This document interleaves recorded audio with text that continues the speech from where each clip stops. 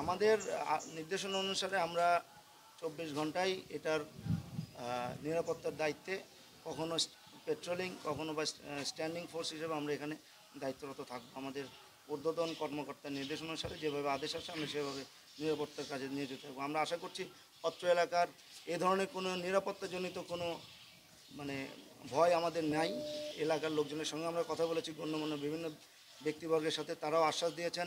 ছাত্র সমাজ যারা আন্দোলনের সাথে যুক্ত ছিলেন তারাও আশ্বাস দিয়েছেন তাদের পক্ষ থেকে সর্বাত্মক সহযোগিতা করা হবে থানাকে সম্পূর্ণ ফুল ফাংশনিং করার জন্য।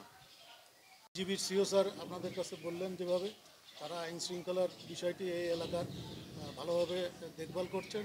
এই সাথে সাথে আমাদের থানায় কিছু আনসারও মোতায়েন করা হয়েছে, তারাও দায়িত্বে আছে আইন শৃঙ্খলা নিয়ন্ত্রণে। আর আমাদের পুলিশের আস্তে আস্তে স্বাভাবিক হচ্ছে এবং সীমিত পর্যায়ে দাপ্তরিক কাজকর্ম চলছে, উত্তরোত্তর বৃদ্ধি পাবে। ধন্যবাদ। ফোন নাম্বার বিভিন্ন জায়গায় দেওয়া আছে আমাদের এখানে, আর পাবলিকলি আমি বলি না, পাবলিকলি আর এটাই আমি ইয়ে করে নিয়ে স্বাভাবিকভাবে।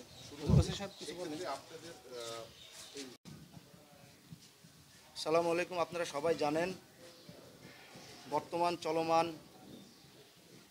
এই ধরনের কিছু বিশৃঙ্খল পরিস্থিতিতে আমাদের থানাগুলো বিভিন্ন জায়গায় আক্রান্ত হয়।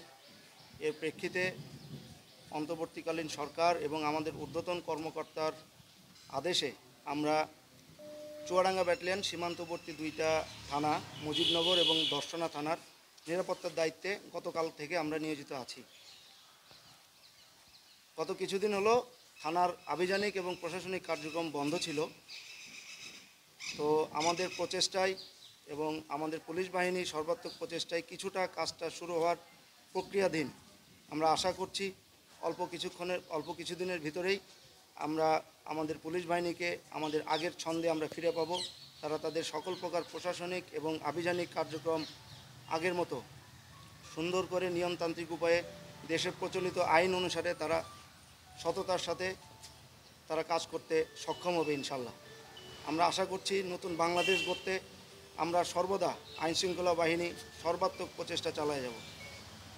একই সাথে আমরা বর্ডার গার্ড ব্যাটালিয়ন হিসেবে সীমান্তে অতন্দ্র প্রহরী হিসেবে আমরা আমাদের সীমান্তে আমাদের নজরদারি বাড়িয়ে দিয়েছি, যাতে কোনো ধরনের চোরা কারবারি থেকে শুরু করে অবৈধ অনুপ্রবেশ বা অবৈধ পারাপার আমরা একেবারে বন্ধ করার লক্ষ্যে সীমান্তে আমাদের নজরদারি আমরা বৃদ্ধি করেছি।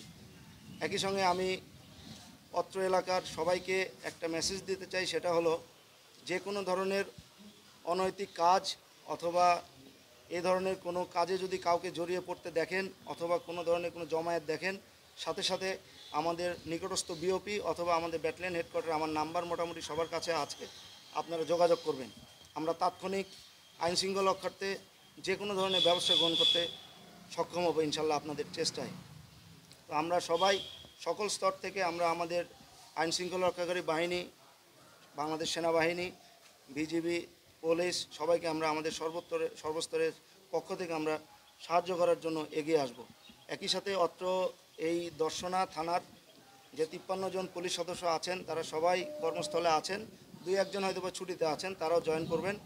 আমরা আশা করছি এই থানার কার্যক্রম অতি সত্বর, ওনারা ওসি সাহেব আমার পাশেই আছেন, ওনারা নিশ্চিত করেছেন অতি সত্বর ওনারা এটার কার্যক্রম নিজস্ব গতিতে চালানোর জন্য ওনারা ফিরাই নিয়ে আসবেন। ধন্যবাদ সবাইকে।